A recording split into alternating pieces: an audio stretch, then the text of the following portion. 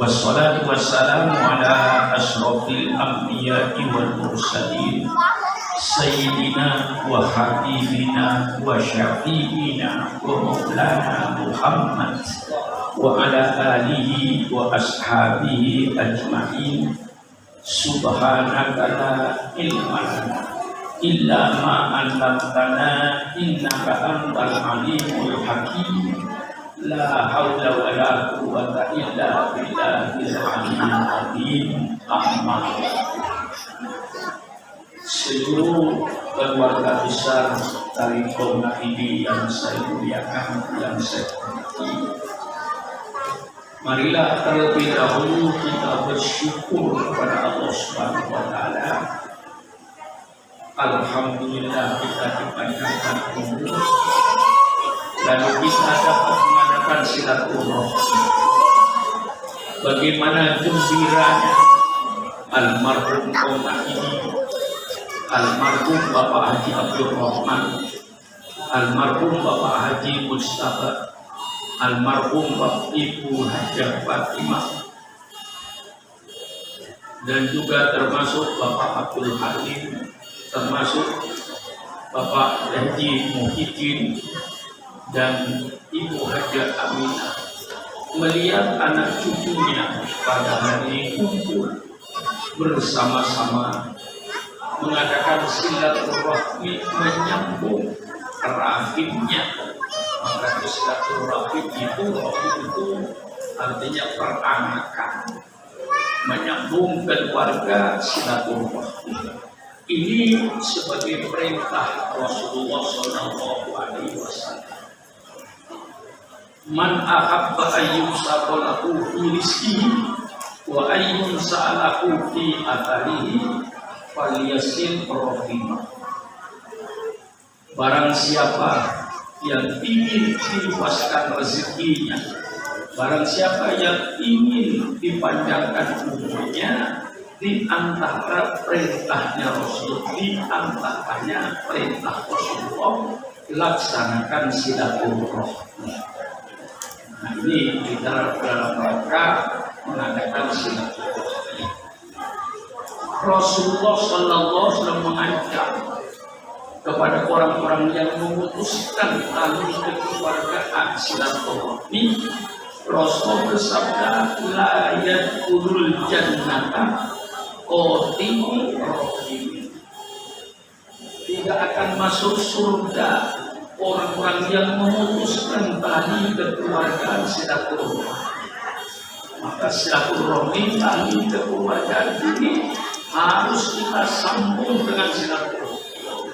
Maka nasab itu perlu dibaca, nasab itu perlu diketahui untuk menyambung silaturahmi. Kau anak siapa? Kau anak siapa? Oh, masih satu peranakan, satu nenek, satu kakek, satu buyut. Inilah laksanakan silaturahmi kayak seperti pada pagi hari ini kita bertemu dalam satu keluarga besar Komnak ini. Ketika dibaca riwayatnya tadi Komnak ini itu di depannya ada kata-kata gede.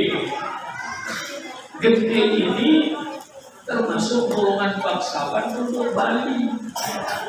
Jadi orang Bali itu kesebut gede itu berarti darah biru. Tentu kalau dari Bali itu kalau ditarik Majapahit. Karena yang di Bali itu larian dari Majapahit. Yang lari itu bukan rakyat kecil. Yang lari itu bangsa menengah ke atas. Karena takut dibunuh. Kalau rakyat yang di bawah nggak lari, tetap aja dibutuhkan kau di banyak lain. Yang lari itu bangsa panglima, tentara, keluarga-keluarga, orang gedenya, itu lari. Ada yang lari ke Bromo, ada yang lari ke Bali. Nah ini semuanya yang mendapatkan rasa gede itu mesti golongan bangsawan. Itu untuk orang Bali. Untuk orang ujung pandang, kalau namanya Andi, itu namanya golongan gede Andi. Kalau ke Banjarmasin, kalau nama depannya ada kata-kata Gusti, itu bangsawan. Kalau pergi ke Banten, ada nama TB, oh bagus. Bukan kekurangan. Nah, TB, oh bagus. Itu mesti golongan bangsawan. Kalau ke Jawa, ke Madura, itu Raden. Raden itu turunan bangsawan. Saya ceritakan tadi orang-orang dari mana saudara? Oh sekarang mungkin namanya Gede Andi. Andi mana lagi? Oh, Andi, Gusti, Gede, TB, Raden. Itu nama-nama untuk mereka yang di kampungnya dianggap bangsawan. Termasuk Gede Abang. Kalau fikirnya itu saya nggak tahu atau tidaknya kayak sekarang kalau nasab. Orang memikirkan nasab, saya nggak pernah memikirkan nasab. Yang saya pikirkan nasib. Saya di dunia nasib saya kayak apa? Nanti di akhirat nasib saya kayak apa? Tentu nasib yang saya pikirkan itu dunia hasan. Di akhir hasan. Saya tidak memikirkan nasab, yang saya pikirkan nasib. Ribut dengan nasab. Bagi saya, sesuai dengan Al-Quran, siapapun yang masuk ke rumah saya mengaku Habib, hidungnya mancung atau tidak mancung, saya hormati. Adapun dia bohong, bukan Habib ngaku Habib, bukan urusan saya, urusan dia dengan Allah. Mengapa ngurusin nasib? Mengapa ngurusin nasab? Urusin nasibnya sendiri. Yang ikut-ikut nasab itu nasibnya kayak apa? Di dunia atau di akhirat. Kalau bagi saya bikin pernyataan. Siapapun saja yang datang ke rumah saya, hidungnya mancung atau tidak mancung, asal ngaku Habib, saya hormati, saya hargai. Umpama dia palsu, bukan Habib ngaku Habib, bukan urusan saya, urusan dia dengan Allah nanti di pada masa. Mengaku ayah yang bukan ayahnya itu termasuk dosa besar. Minal kabair ayun sabar rajul ila wayhi. Termasuk dosa besar orang yang mengaku bapak kepada yang bukan bapaknya. Dan orang yang tahu keturunan itu ya yang punya keturunan. Yang tahu Pak Jamil dan Ustaz Rongku keturunan itu, dia yang tahu. Saya tidak tahu. Kalau saya misalnya Pak Supram, saya anaknya Kiai Makmun.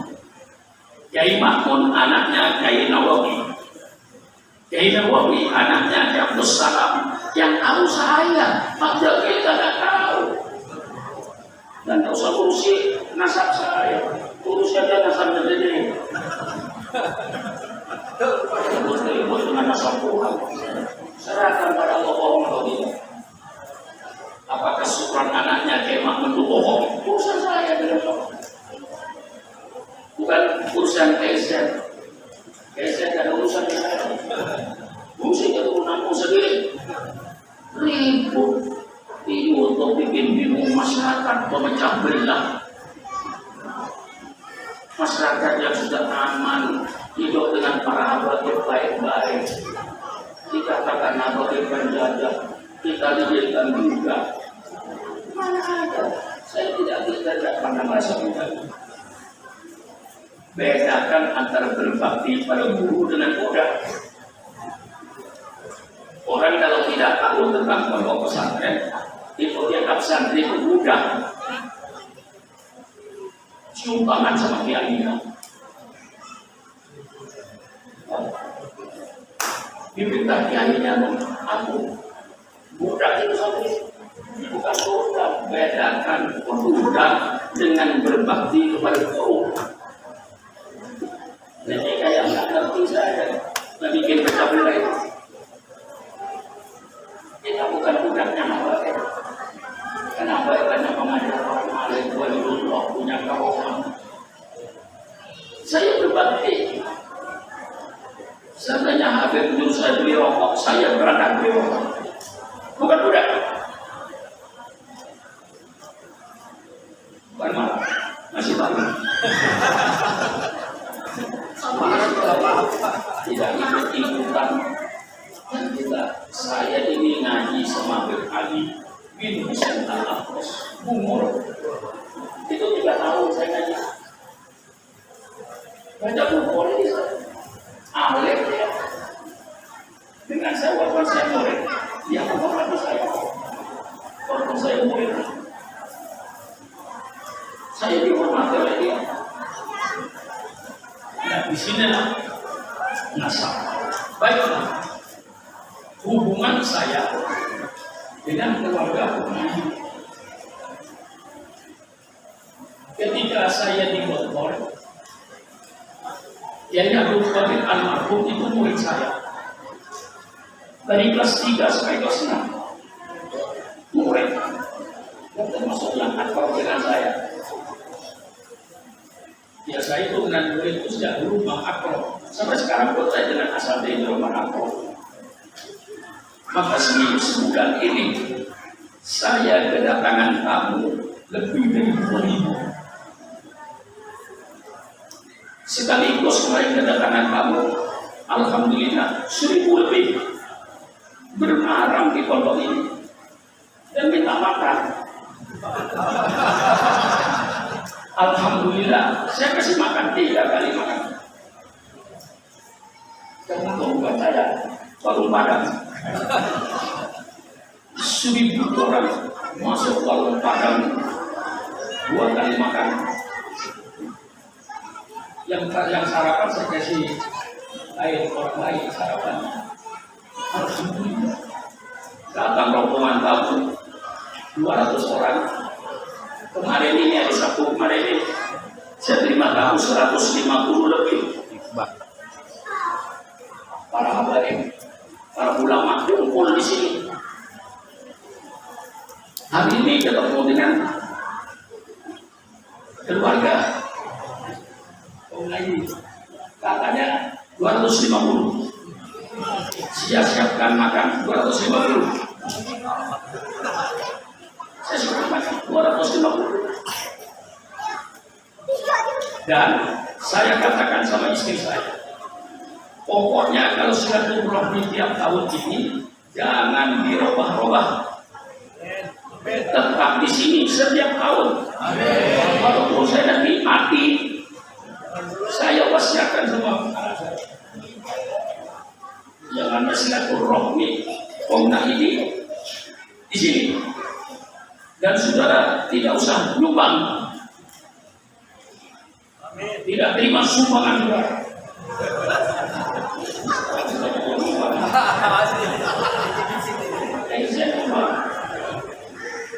Yang lain-lain nyumbang. Saudara, kalau mau nyumbang, jangan ketika halal-halal, ketika hobi.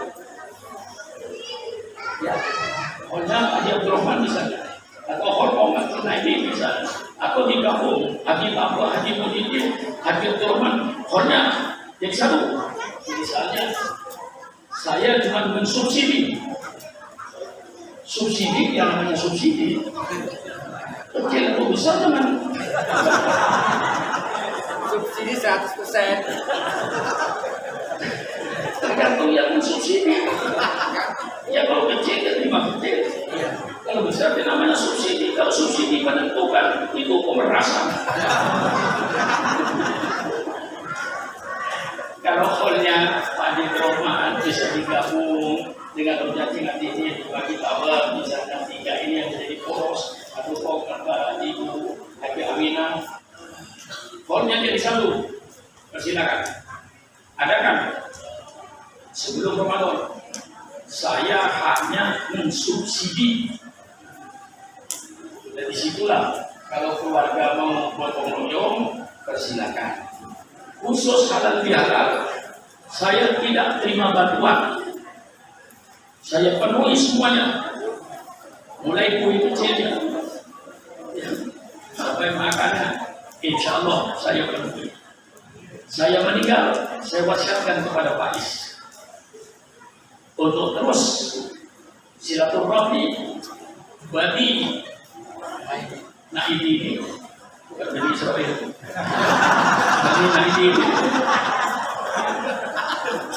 Terus dilangsungkan.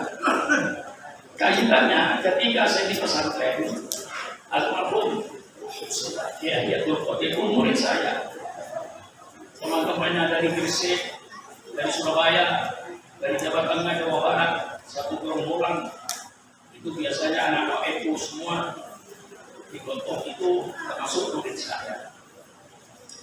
Waktu itu saya menyelesaikan studi saya di Bogor. Waktu itu ada institut perusahaan.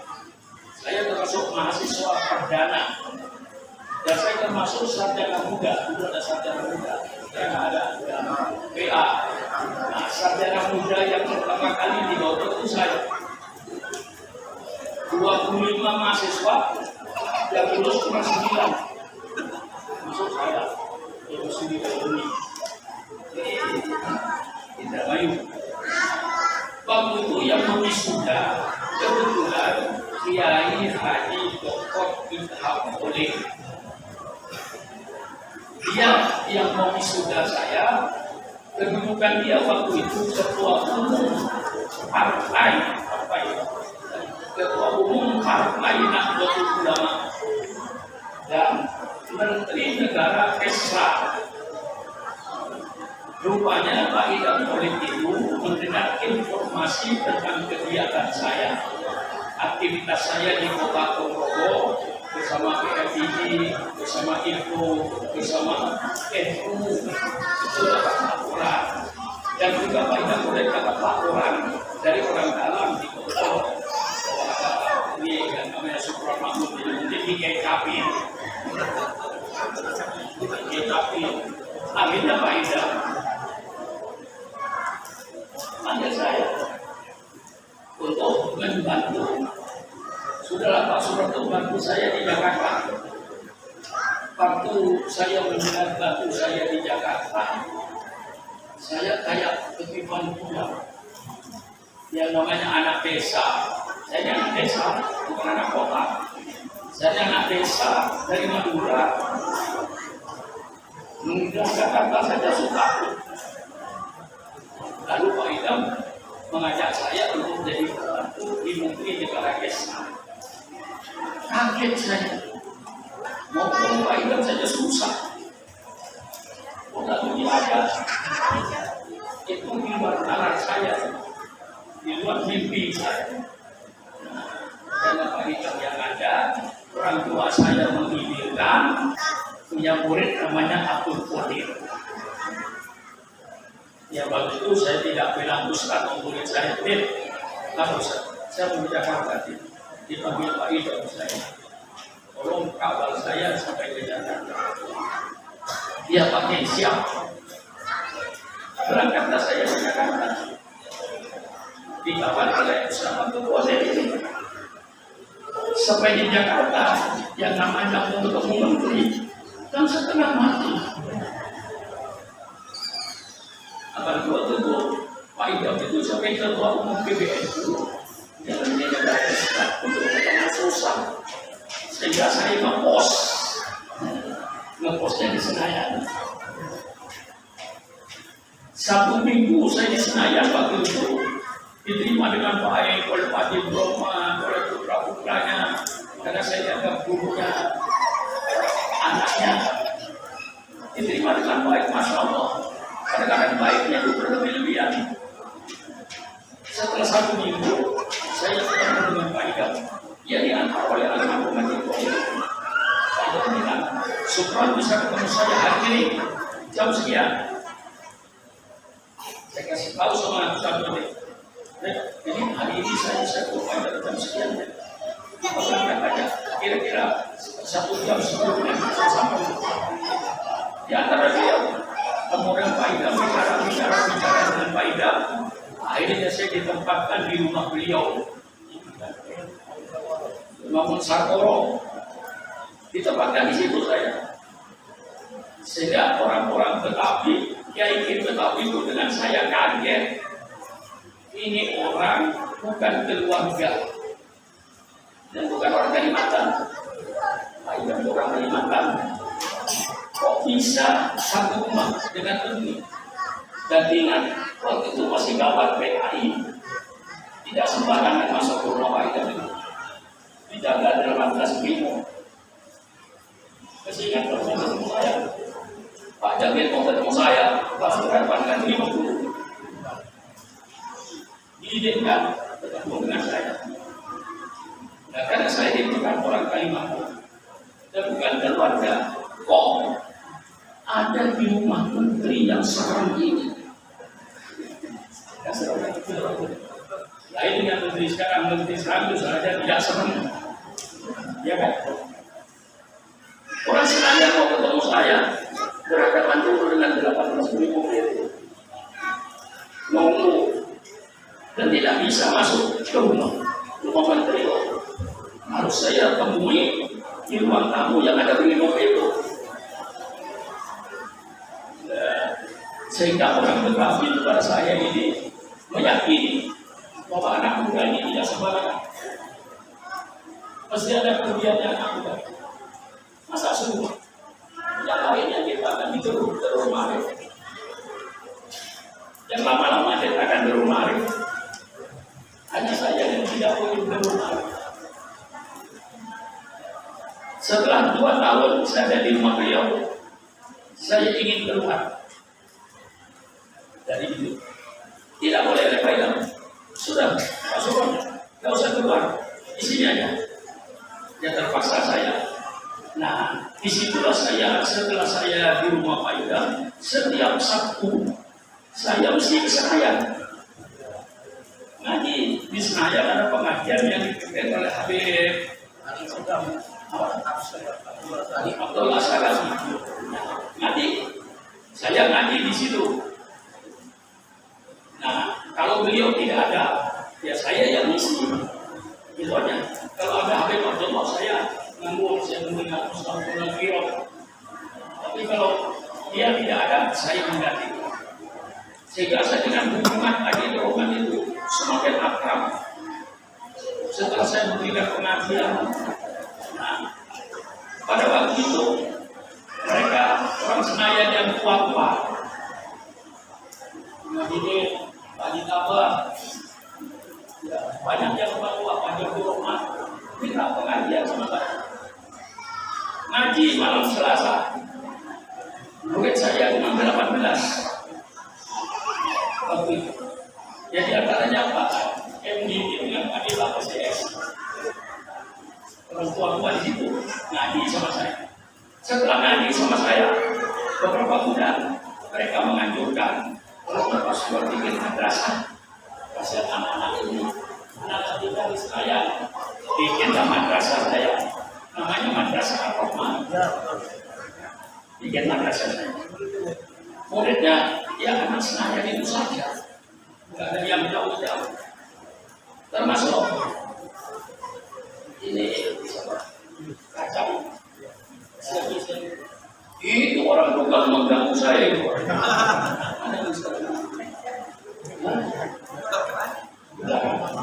Itu kakak itu tukang ganggu saya.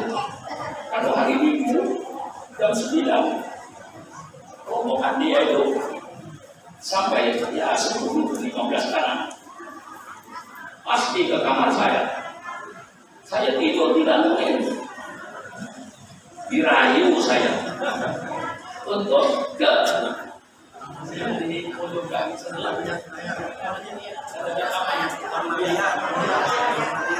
dia nggak ke taman ria, dia termasuk itu udah jadi pasti saya dibangunin. Saya tidur di Selayang hari Minggu jam 9 dibangunin oleh dia satu rombongan ada waktu dia sengaja semua dia ramai-ramai di taman ria. Kakak bukan hanya minta hiburan, habis hiburan minta bakso. Ramai-ramai itu minta bakso, orangnya ada ya. Orangnya ada. Dia sediakan bakso semua. Lalu ketika jam 1 itu pulang. Itu hampir 3 minggu. Madrasah Ar-Rahman sederhana, keadaan sangat-sangat sederhana waktu itu. Maju Madrasah Ar-Rahman. Setelah Madrasah Ar-Rahman maju, Habib Abdullah Udur, saya yang diganti dulu oleh Habib Abdullah Al-Qos. Kemudian diganti dengan saya.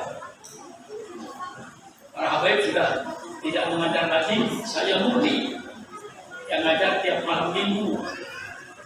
Nah, Bapak Abdul Hadir malam Minggu itu ngaji, ketawa-ketawa, tersenyum, cium tangan saya, duduk tengah-tengah saya ngaji baru tahu Pak. Dia jatuh. Saya bilang, itu Abdul Hadir ngatur tuh, Bapak ini bukan ngatur, inna lillahi wa inna ilaihi raji'un. Meninggalnya di pengajian yang namanya Bapak Abdul Halim, adiknya pengajian tuh masih ingat saya. Nah, setelah ini berjalan karena orang jauh mendengar saya. Waktu itu namanya Bunyamin dan perempuan namanya Dewi Fasilah minta pondok di Berlok. Saya bilang saya nggak punya pondok, hanya madrasah. Orang tuanya bilang pokoknya asal bersama kiai nak ngaji atau tidak ngaji terserah. Yang penting bersama kiai. Ini orang dulu. Orang dulu itu tidak bertanya sekolah kami itu nanya kayak apa sisi apanya. Pokoknya bersama Pak Sugron selesai. Mau jadi apa aja. Nah, sudah diam di rumah saya. Bertambah anak. Asrama tidak ada. Saya sewa, bukan saya sewa. Saya minta kamar depannya Alisa, saya minta depan rumah saya itu sekitar 1 kamar saja. Karena nggak ada asrama, nggak ada apa-apa. Ekosnya belum ada. Itu sejarahnya santri dititipkan di rumah masjid. Akhirnya banyak-banyak. Alhamdulillah, Bapak Citroman banyak. Inspirasinya bagus. Akhirnya mempercayai kepada saya untuk bikin pesantren.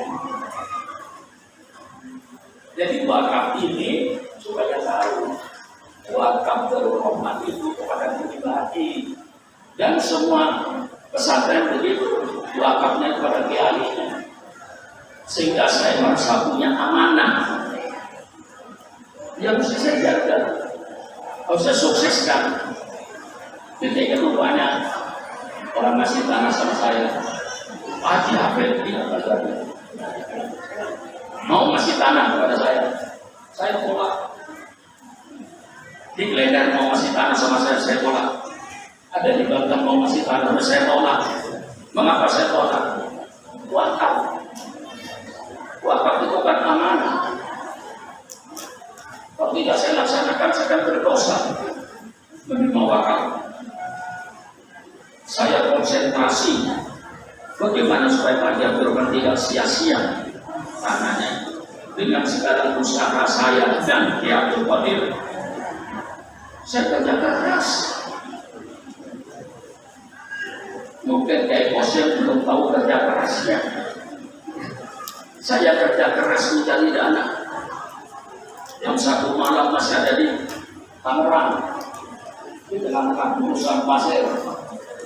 Kadang-kadang malam masih ada di Milian, urusan batu. Tidak ada panitia. Sebenarnya saya tidak mau waktu itu harus dibangun panitia. Saya kumpulkan tokoh-tokoh Betawi, termasuk Haji Muhammad Mau.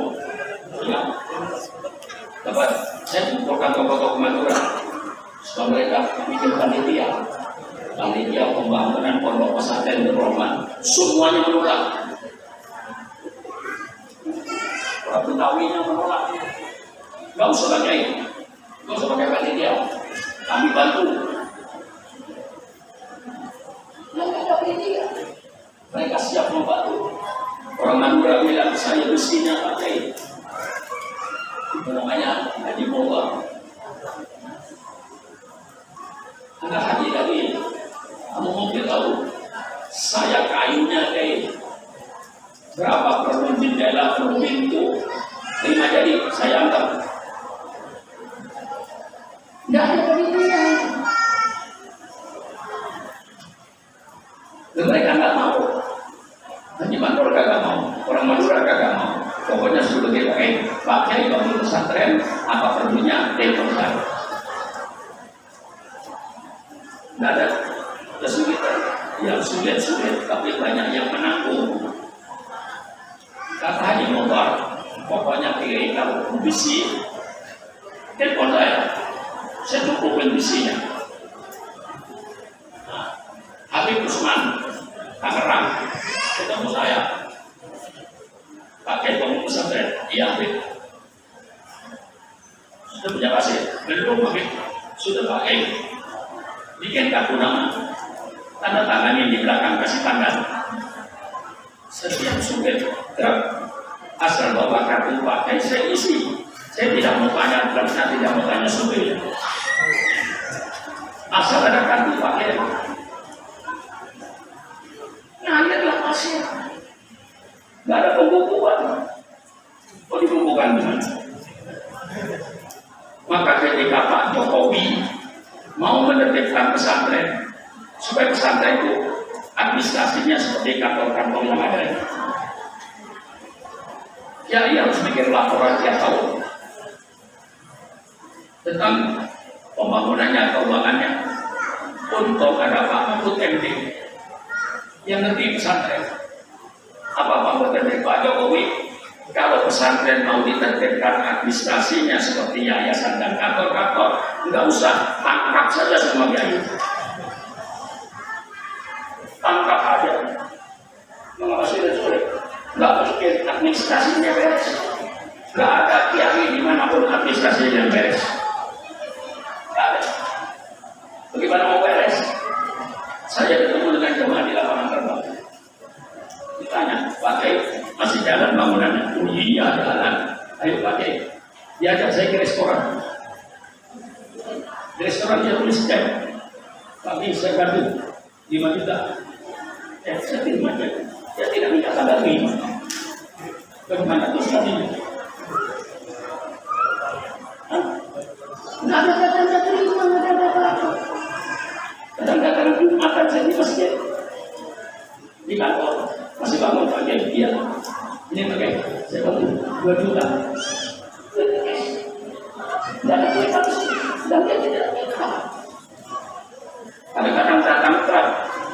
Kalau Pak saya dari mana Pak Duet? Pokoknya ini rumah mobil. Siapa namanya?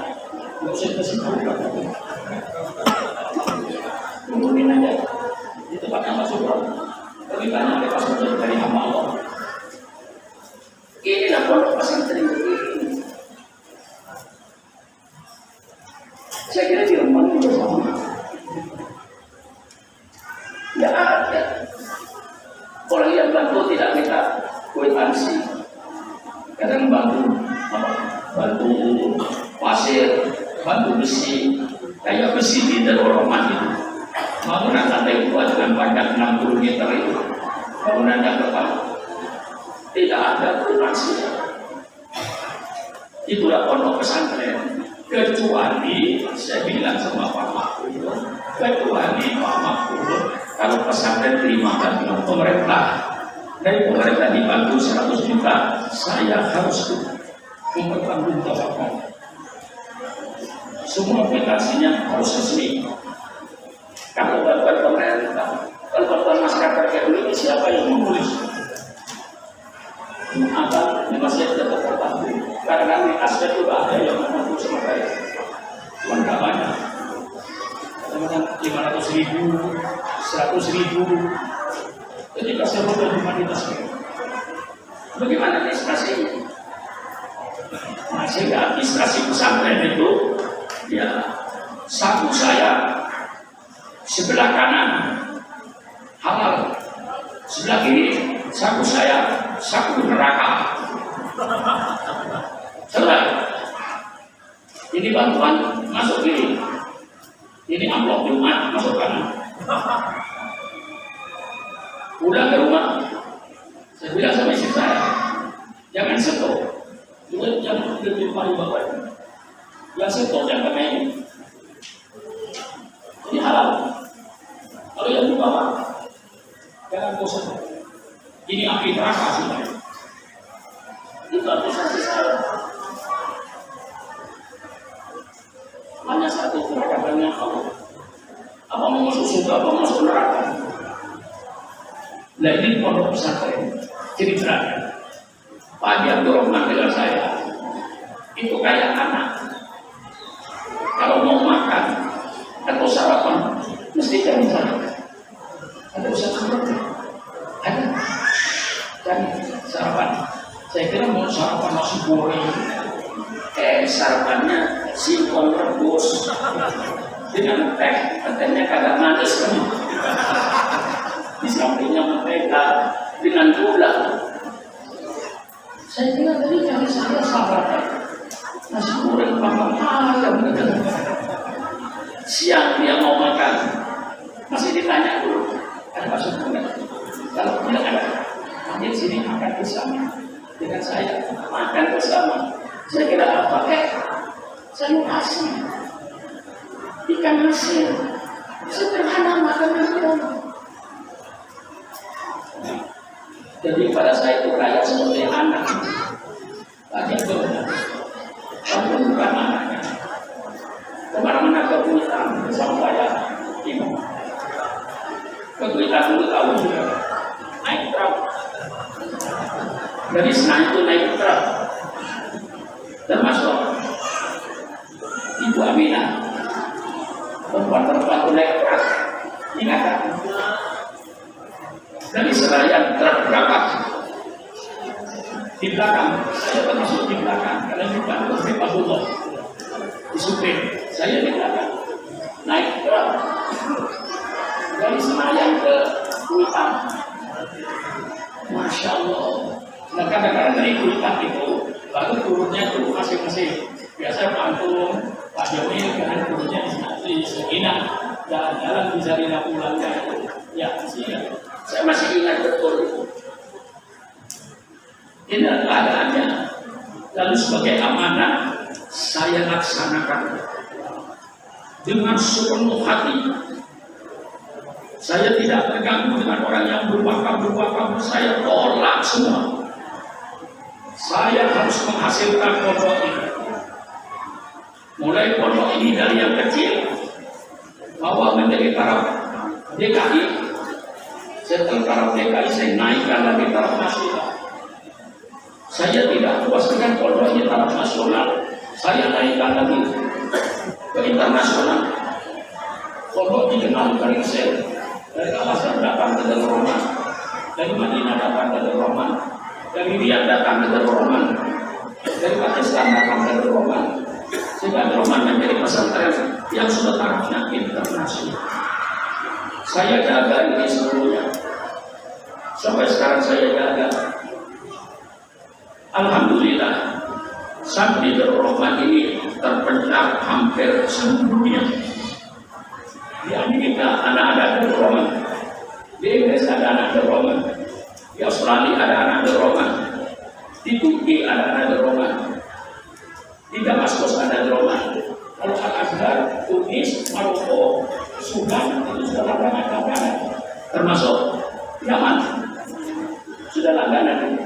Aneh lagi sekarang ada santri saya yang ada di Moskow. Ketika saya zoom di online, saya tanya di mana kok? Saya di Rusia pakai di Moskow. Kerja apa? Saya kira kerja. Kerja apa kalau di Moskow? Itu negara komunis. Tidak pakai. Saya sebagai mahasiswa. Mahasiswa apa? Akademi Perawatan Pesawat Tempur. Itu ada santri saya itu. Anak tempur, tamat dorongan saya. Ada yang di Turki kemarin nih, seminggu yang lalu, anak terhormat Mamet satu perempuan ke Amerika, biasa semua. Di Amerika ada, di Cina ada, di Cina ini sampai S3 dalam bahasa Mandarin. Saya tanya, kok bisa sampai S3 di Cina? Iya pakai. Syaratnya apa? Syaratnya pakai untuk S3 hafal 5.000 huruf Cina. Subhanallah, kata saya. Saya huruf kita yang 28 sudah bingung. Karena huruf Cina itu gambar kursi, kamar, itu lain. Kalau itu kursi, kamar, kalau kita ada huruf tanya.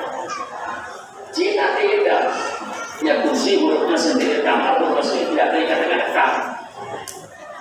Maka hurufnya ribuan. Saya jaga semuanya. Diamanain saya di Medan.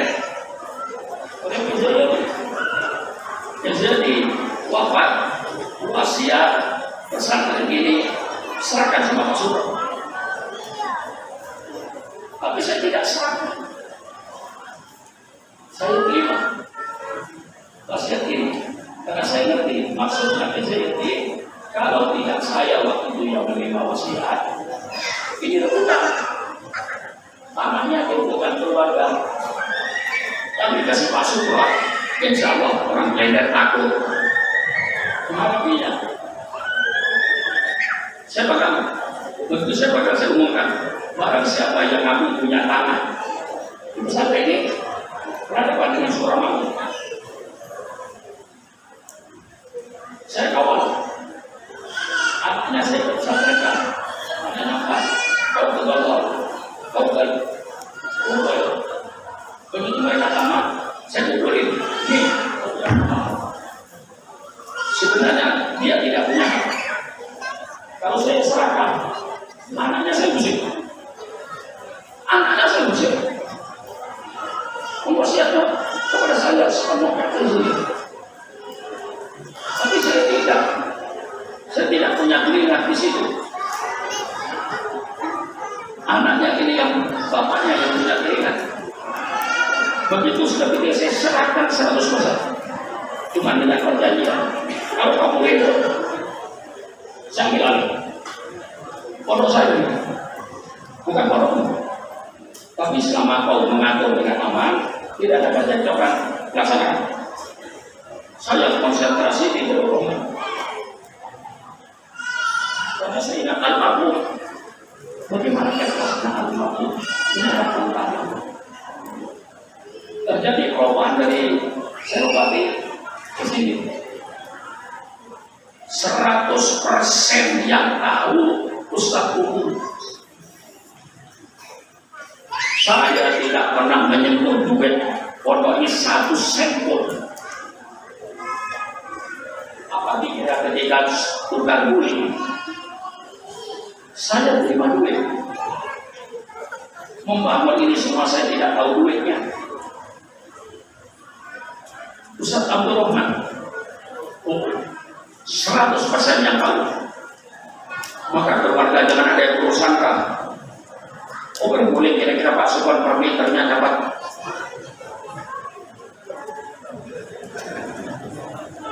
orangnya sama sekitar suatu dapat. Masa bukan boleh bentuk bidadari ilahi ta'ala. Untung waktu itu saya 100%, tapi tidak terlepas pengawasan saya. 100% saya tidak mau duit 1 sen pun, 1 rupiah pun. Saya tidak pernah melihat duitnya dari Roman. Jangan saya 1 rupiah pun. Kejadiannya pokoknya bangun ini. Selesai bangun, usi sertifikat tanahnya. Bangunan selesai, sertifikat selesai, saya pindah. Ada urusan duit. Ini sudah keluarga tahu. Karena masih ada yang menyangka kira-kira Pak Supran ketika bukan milik itu dapat berapa miliar. Ya kalau saya misalnya satu meter minta 1 juta, barangkali oleh pengguna itu dikasih saya. Jadi kalau sama kemudian duit 3 miliar, 4 miliar dikasih. Ya, saya tunggu. Sampai saya bikin syarat, saya serahkan kalian bukan boleh dengan syarat kasih saya 1 meter 1 juta.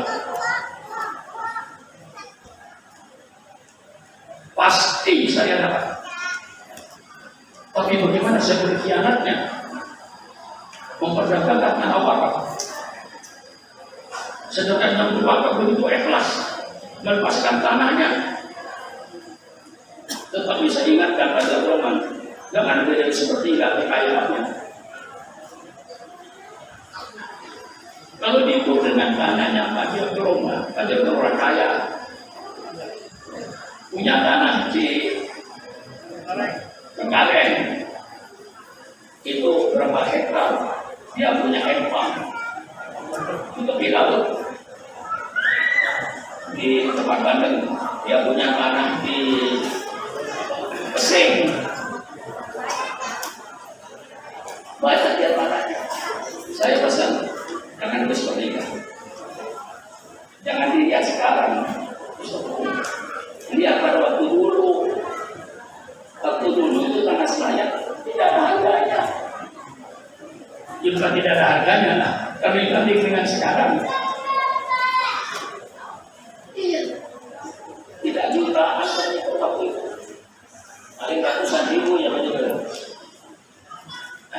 Diukur sekarang tanah itu karena kebutuhan. Sebenarnya tidak wajar kalau tanah saya dihargai 50 juta per meter itu tidak wajar. Tapi karena kebutuhan sampai 1 meter 1 juta pun beli karena butuh. Sebenarnya bukan harga. Pindah ke sini saya rawat. Alhamdulillah bangunannya 2 kali lipat dari bangunan yang asli. 2 kali lipat. Di dalam ini semua bangunan baru semua ini. Bukan bangunan lama. Di belakang baru semua kita kayak lama. Saya bangun lantai 4. Tidak ada panitia. Betul saya tanya Pak, kalau saya pakai apa saja di panitia. Dari duit juga nggak bisa. Nggak bisa jadi duit dia. Tertanya sama saya. Akhirnya ke saya juga. Asal jangan diganggu. Saya bikin balai pertemuan itu 3,5 M. Bagaimana saya kami juga sebenarnya. Karena waktu itu ada orang yang menanggung saya semuanya. Ya, Aduh, saya semuanya tiba-tiba sudah dilaksanakan. Tidak ada bukti. Bagaimana kalau saya teruskan dengan duit yang ada, dengan duit yang halal, entah dari mana, entah dari mana. Katanya Pak Mahfud MD, duitnya kiai itu dengan duit pondok jadi 1. Nggak bisa dibedakan. Contoh misalnya, ketika menteri bekerja, ya ingat, pakai penuh paku, kan 3 kilo, ya tidak ada kantong. Dari satu saya, tidak ada. Tunggu Pak. Saya buat teko sebelum di kapal, nggak selesai bangunan ini. Iya, nah, itulah sekarang saya jaga foto. Saya jaga foto ini dengan sebaik-baiknya. Ya tentu kekurangannya banyak, kritikan juga ada. Mana ada yang sempurna di dunia ini? Tapi sejauh mungkin saya jaga. Amanah itu saya jaga. Karena amanah itu bukan amanah kepada saya. Kalau amanahnya kepada ego, setinggal selesai. Amanahnya kepada yayasan saya ngurusi. Waktu itu aja Roman tidak kepada yayasan, menyerahkan kepada saya pribadi. Saya punya tanggung jawab dan akan saya jaga. Saya bilang sama Pak Is, sama Nino, nanti kalau saya mati jaga pondok ini. Amanah. Ada orang kepada saya, nanti saya amanahkan kepadamu. Tapi pondok ini nggak bisa dijual tanahnya. Al-Wakfu, layu Rasulullah. Kalau kamu menggantikan saya, bukan menggantikan memiliki tanah yang tidak. Tanah tetap punya Allah. Bukan baca ini tanah punya Allah. Kita jaga. Kalau yang lain mau ikut menjaga baik, asal niatnya bagus. Kalau niatnya tidak bagus, ya tunggu. Niatnya memisahkan berdoa atau istilah saya di depan NU, saya tegas depan semua NU, pengurus NU, mentalnya NU harus dirubah. Dari semuanya satu tabiatnya robah mentalnya. Mau menghidupkan NU atau mau cari hidup di NU, ini kuncinya suksesnya. Mau menghidupkan Darul Rahman atau mau cari hidup di Darul Rahman. Kalau mau menghidupkan Darul Rahman, insya Allah Darul Rahman hidup. Kalau Darul Rahman hidup, saudara boleh numpang hidup.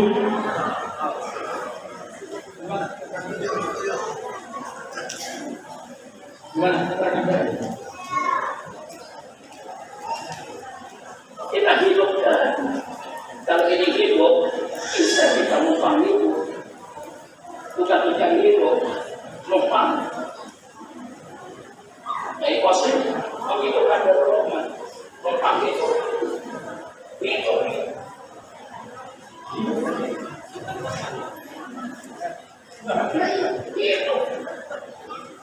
Itu di depan ulama NU sekarang robah mentalnya.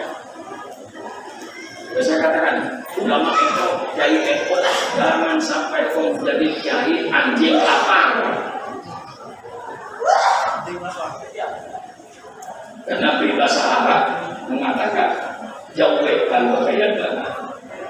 Kalau anjing itu nurut, supaya nurut anjing itu laparkan anjing itu, baru nurut semua. Maka kiai Indonesia ini jangan sampai jadi anjing lapar. Kalau kiainya jadi anjing lapar, nurut sama yang punya duit. Alhamdulillah, insya Allah subhanahu bukan anjing lapar. Saya siap untuk mandiri. Kalau saya jadikan dengan pejabat lain, yang namanya Pak Gubernur Pak Sutioso kemarin ada di sini. Lalu Gubernur ini kita menunjuk. Yang kita bisa diam. Pak Sibowo ada di sini. Selama dia jadi gubernur, nggak ada duit gubernur masuk sini 1 rupiah pun. Pak Anies orang yang paling dekat dengan saya. Jadi ketua umum pada sehat, presiden, wakil presiden. ke Roman ini. Seandainya saya minta, pasti Pak Anies kasih. Masa ketua umum pada siapa? Calon presiden. Tapi tidak. Saya sudah siap mandiri. Saya pidato tahun 71 ketika mendirikan pondok ini. Pondok apa saya katakan? Jangan mimpi Islam akan jaya kalau para ulamanya belum siap untuk makan singkong. Siap belum makan singkong, baru bertuan. Kalau kiainya masih mau makan ini, makan roti, minum air susu, jangan mimpi Islam akan jaya. Islam bisa dijual. Ini yang tidak saya miliki, kemandirian sampai sekarang. Sudah ada yang di Korea ada, saya terima. Mengapa tidak pakai panitia, pakai membangun? Kalau itu pakai enak korupsi. Ya persilakan. Orang sekolah ternyata apa? Kayak mesin. Cuma saya bertanya kebutuhannya. Ini bayar listrik saja. Ya berbeda. Tidak kurang 30 juta. Ya kurang. Terus ini. Pasang apa aja di sini silakan. 30 juta, hampir tiap bulan. Itu baru satu. Belum yang di-Durian, belum yang di Palu. Ratusan juta saya bayar. Dan alhamdulillah, insya Allah, pondok pesantren masih termasuk pondok yang termurah di dunia. Dibanding dengan Jawa Timur, malah di Jawa Timur. Ini di Jakarta. All in 250. Barangkali tidak berbeda ini. Di Jawa Timur 1 juta lebih.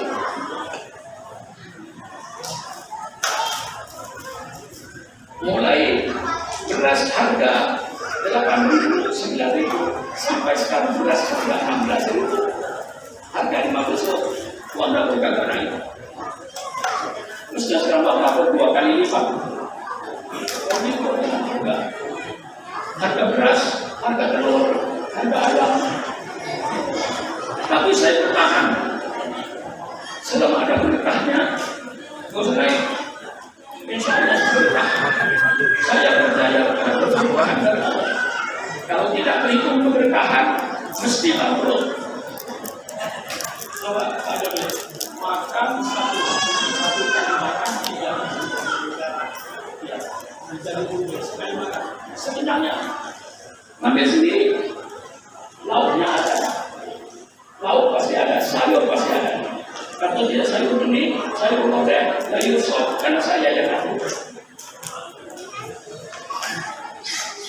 Ada ikan ayam, ada telur, ada ikan laut, ada ikan darat. Mesti anak itu sebulan itu seminggu mesti ketemu telur, seminggu mesti ketemu ayam, seminggu mesti ketemu ikan laut. Beli bakso saja sudah 8.000, 10.000. Mau untuk korupsi bersilakan.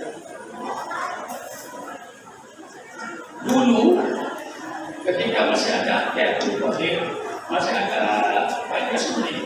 Saya bilang tolong upload di bagian lain. Tapi harga saya juga dibuka. Tadi aku mengatakan tadi kau mengatakan kau usah pakai juga, usah pakai aja. Kamu kalau nggak berani, dengan harga itu nggak berani. Saya berusaha bagaimana caranya sejauh mungkin. Beras kalau saya beli di Ciganjur pasti dapur bangkrut. Kalau beras saya beli di pasar Ibu bangkrut. Kemana saya beli? Subang. Karena di Indramayu. Cari di situ pabrik beras yang punya sawah. Tapi kalau cuma pabrik saja nggak punya sawah, saya nggak percaya. Saudara punya pabrik berarti yang ada dulu mesti saya tanya, nggak tahu yang dulu sekarang itu punya sawah berapa hektar? 50 hektar tapi pelanggaran saya. Kalau enggak punya pabrik berarti yang kan punya usaha, saya punya sawah yang menerima yang terbanyak jadi. Kita. Itulah saya kembangkan, maka saya merasa berapa besarnya jasanya Haji Abdul Rahman kepada Islam, sehingga membuat pondok yang taraf internasional. Berapa jasa beliau?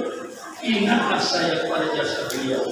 Apa artinya saya kalau cuma mengumpulkan keluarganya setahun sekali dibanding dengan jasa beliau?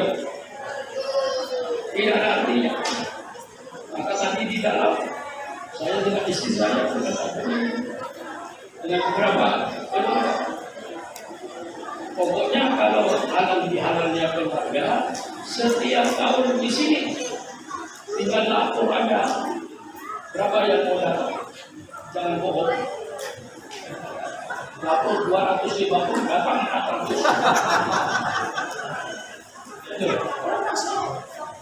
Punya kamu begitu. Dari Jawa Timur, saya telepon. Sampai menjelang Senin hanya saya telepon. Tetap bertahan 300 kali, 300 kali, 300 kali. Oke. Begitu hari hanya datang 700.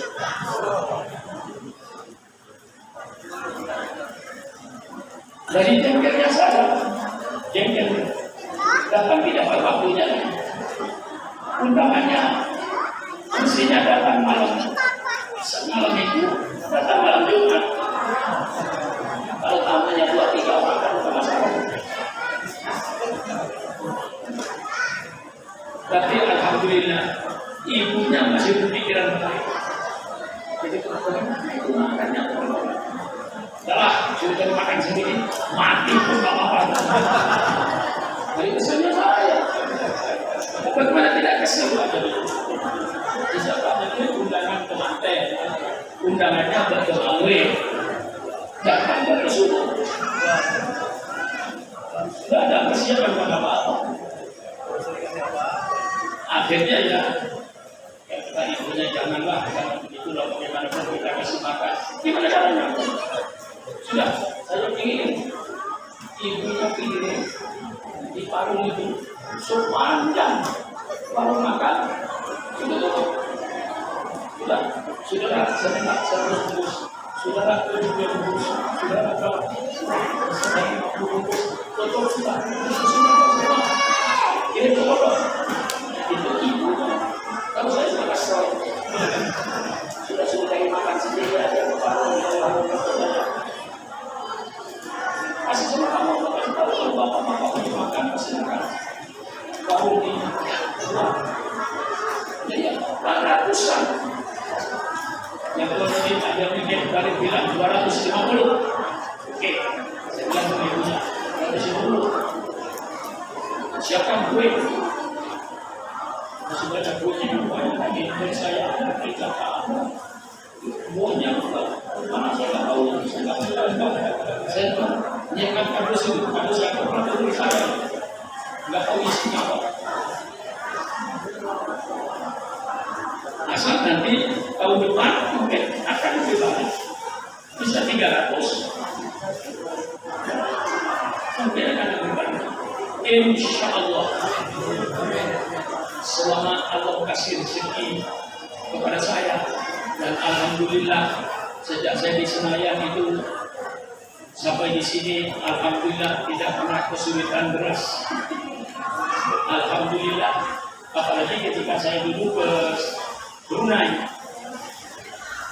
saya dari tahun 83 sampai 98 itu di Brunei. Bulan Muharram setengah bulan di Brunei, bulan Maulid setengah bulan, Israel setengah bulan, puasa 1 minggu, setengah bulan, dari tanggal 20 sampai menjelang lebaran. Mau lebaran saya pulang ke Brunei. Dan waktu itu horor saya luar biasa. Orang Brunei waktu itu bingung. Ini Ustaz satu ini berapa horornya? Karena di situ horor sudah ada tempelnya.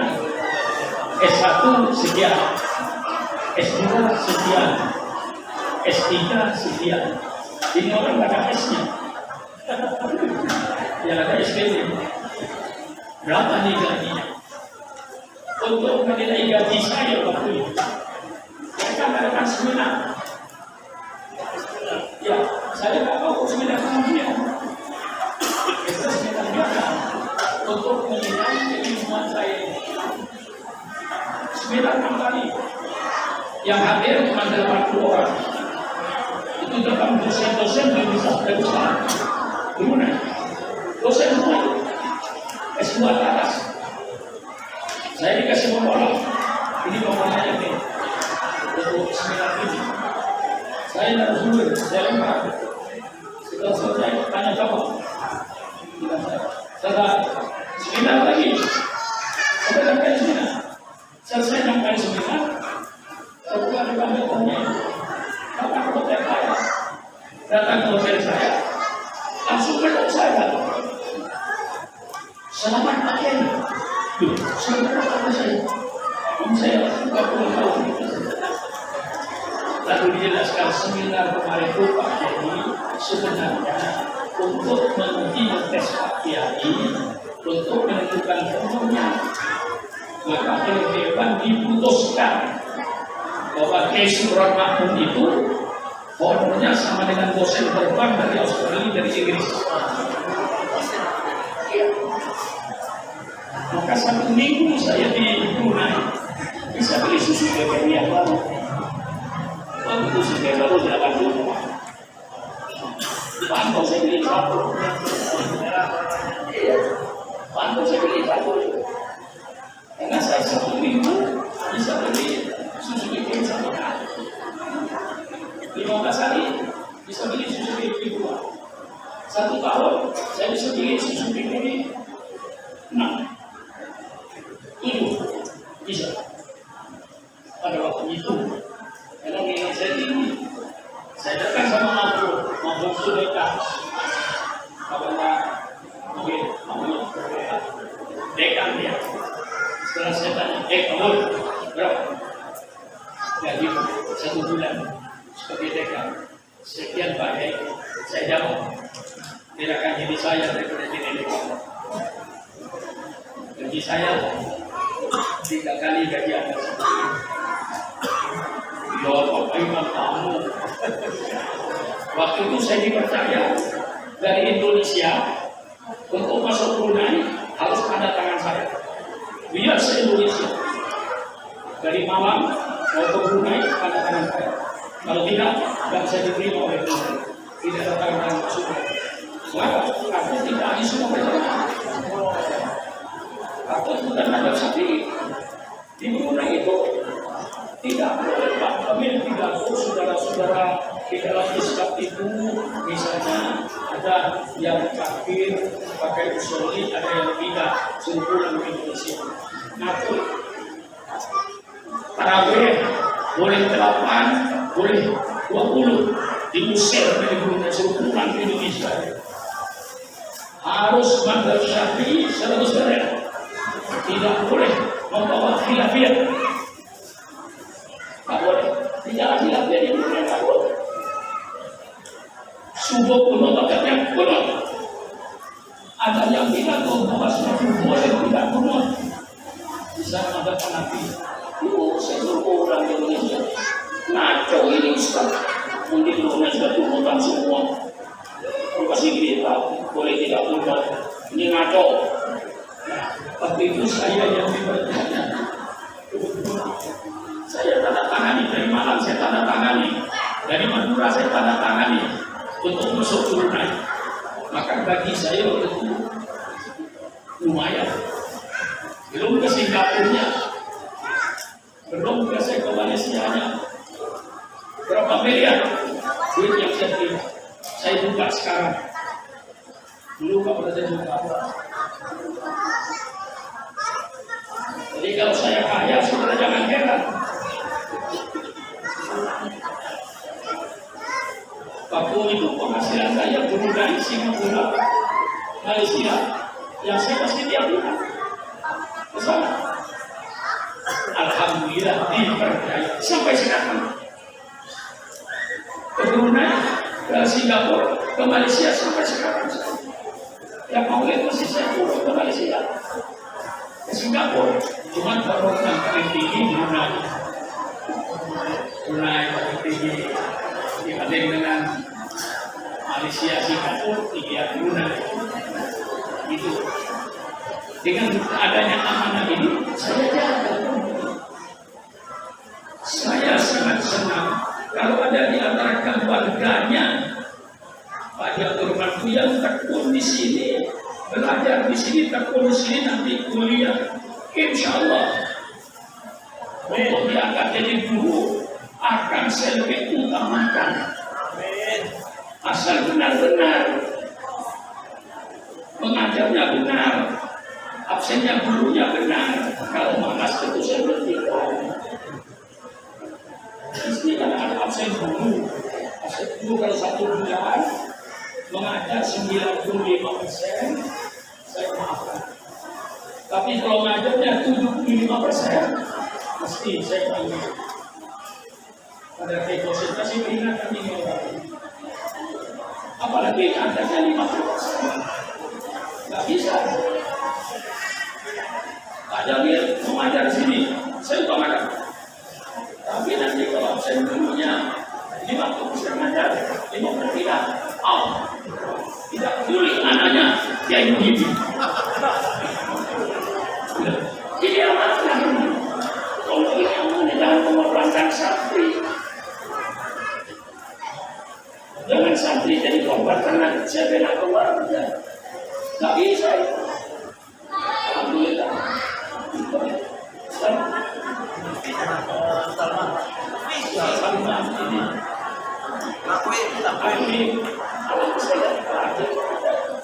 Tidak ada masalah.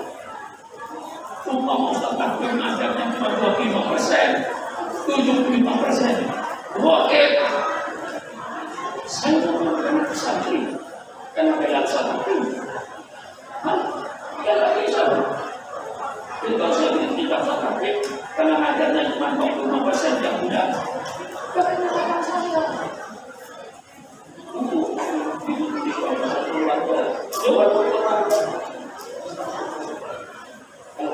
tidak sampai jadi korban. Tapi kalau keluarga akhir kita mengenal berbakti di pondok ini, marhaban akhlak besar. Saya utamakan keluarga dengan nilai yang bagus. Bisa kuliahnya di IAIN, bagus nilainya. Yang ada di guru di sini saya utamakan. Kalau dia menyatakan kiai, saya berkeluarga, Bapak Jokowi, saya mewakafkan diri saya untuk berhormat. Silakan, saya kasih rumah. Itu adalah istrinya itu. Asal kita ada kegiatan di luar.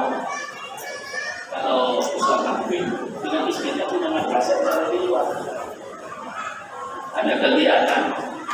Tidak mungkin konsentrasi ini 100%. Akhlaknya bagus, ilmunya bagus, nilainya bagus. Datang sama saya keluarga penina ini. Ini jadi guru. Ini saya tamat berulama. Tamat berulama. Tamat dari Jorong. Kalau tamat luar, mau di luarnya. Tapi kalau tamat berhormat, tahu ada tamat kotor sama guru-gurunya. Nah, boleh. Lalu dia berkata, pakai saudara, saya tidak berpikir panjang, saya berpikir untuk mewakafkan diri saya kepada Darul Rahman dan akan berbakti pada rumah seluruhnya. Silakan, saya kasih rumah. Sampai listrik, makan tinggal makan. Gajinya cuma masuk 1. Saya bina. Saya bina. Dulu ketika di Senopati, semua yang saya utamakan di keluarga. Yang saya dari Asia dulu sama saya akan sekretaris Mas Tanah namanya. Berapa tahun dia tempat kerjaan di luar negeri. Sudah datang lagi, saya utamakan keluarga. Selama keuangan sekitar di keluarga, ketika Senopati asal beres. Bukan saya tunggu mereka berkeluarga, asal jaga akhlaknya, kerajinannya, ilmiahnya. Misalnya keluarga Pak Roman Alhamdulillah, apa di sini nilainya akhir tahun 5, 4, 5, 4, 5, 4. Tapi saya berkata di guru. Kalau pas waktu itu warga ditolak, dia bukan ditolak. Coba nilainya, tidak usah 10 lah, nilainya untuk dekat. Pasti tidak jadi guru saya. Jadi saya terbuka sekali. Jadi kalau ada orang menyatakan itu keluarga diberhentiin, itu keluarga. Saya mengatakan saya. Konsep punya dulu yang punya itu orang masuknya 90% sampai bersama 100%. Kalau masuknya tiap bulan 100%, hebat. Sampai 95% masih toleransi. 95% masih toleransi. 5% saya toleransi. Tapi kalau sudah 10%, 20% tidak toleransi. Ini menakutkan. Kelas jadi kosong. Ini supaya keluarga mengetahui saya. Ini semuanya saya jaga. Contoh ini, tolong bantu pemikiran. Semua pemikiran keluarga yang baik, insya Allah saya terima. Insya Allah saya terima dan saya kerjakan. Cuma jaga amanah ini yang paling pokok, jaga amanah. Sampai terkait pada ridho saya bilang ini amanah. Amanah bagi kepada saya. Nanti amanah ini saya turunkan kepada Allah. Kepada orang lain belum tentu saya.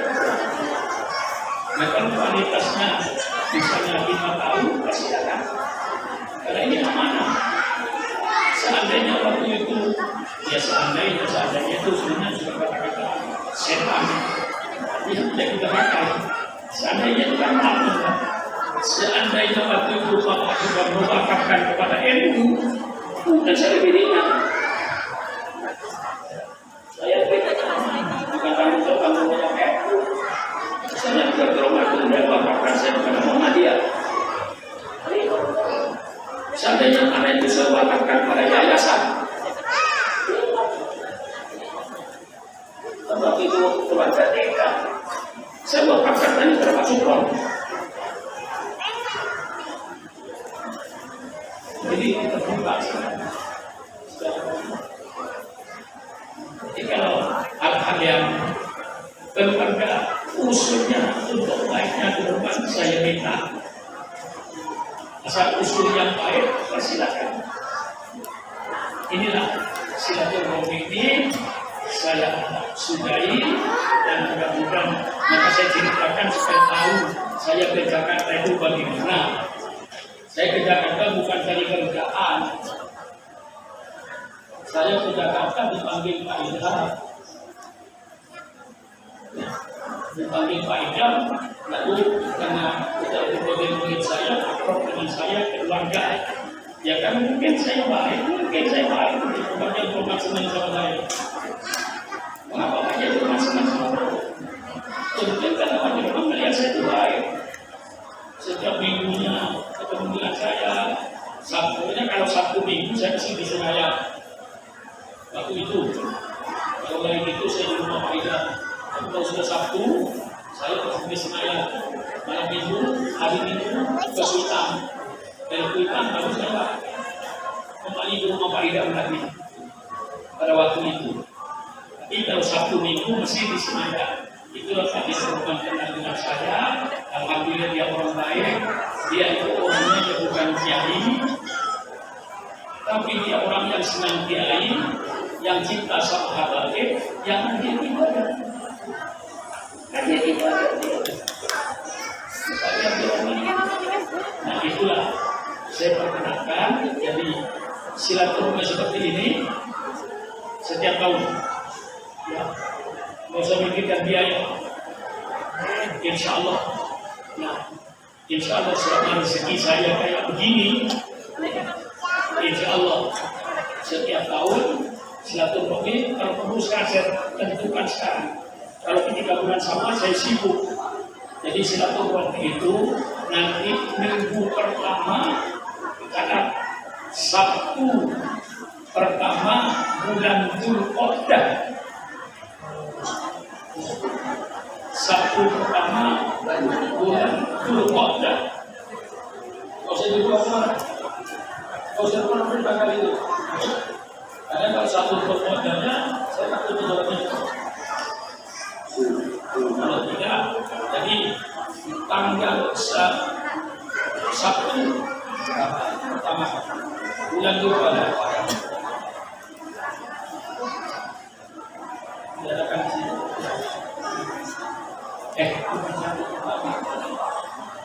Minggu kedua. Minggu kedua. Sabtu minggu kedua.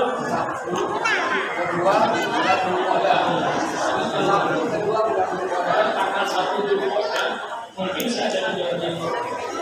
Jadi kalau minggu kedua, insya Allah itu terpakat. Sabtu kedua bulan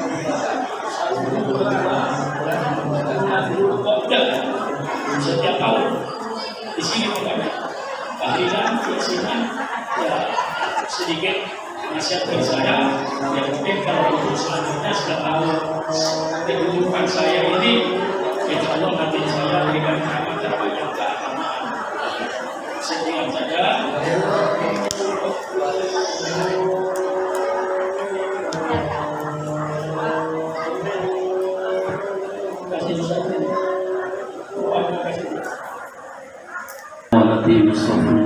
Astagfirullahaladzim. Alhamdulillah rabbil alamin, hamdan katsiran thayyiban mubarakan fi ala kulli hal.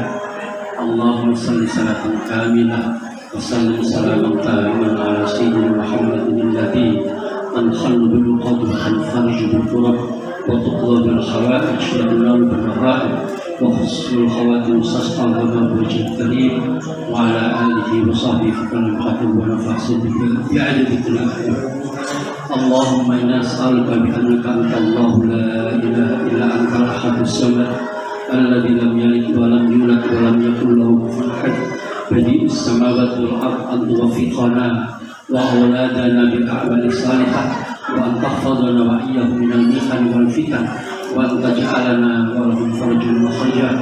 اللهم إنا نسألك بمقائد العز من أرشك وبإنت الرحمة من كتابك باسمك الأعلى ومجدك الحسنى وإشراف نور وجهك الأجل الأجلى وبفضلك الكريم وجودك العميم وبكلمتك التامات التي لا يجوز النبال والفاجر أن تصلي على سيدنا محمد وأن تغفر لنا وترحمنا وترزقنا فإنك خير الرازقين. اللهم إنه ليس في السماوات طيارة ولا في الأرض غمرة ولا في الجبال مدرة ولا في الشجر ورقة ولا في الأجسام حركة ولا في النفوس لفظة ولا في الأنفس لفظة إلا أهلك عرفات ولك مشاهدة ولك دالة وفي ملكك متخيرة فبالقدرة التي سخرتها علينا سخر لنا كل المخلوقات إنك على كل شيء قدير. ربنا اختم لنا بالإيمان والإسلام واجعل عند انتهاء آجالنا من هذه الدنيا في آخر كلامنا كلمة لا إله إلا الله محمد رسول الله. ربنا آتنا في الدنيا حسنة وفي الآخرة حسنة وقنا عذاب النار. ربنا ظلمنا أنفسنا وإن لم تغفر لنا وترحمنا لنكونن من الخاسرين. سبحان ربك رب العزة عما يصفون وسلام على المرسلين والحمد لله رب العالمين. الفاتحة.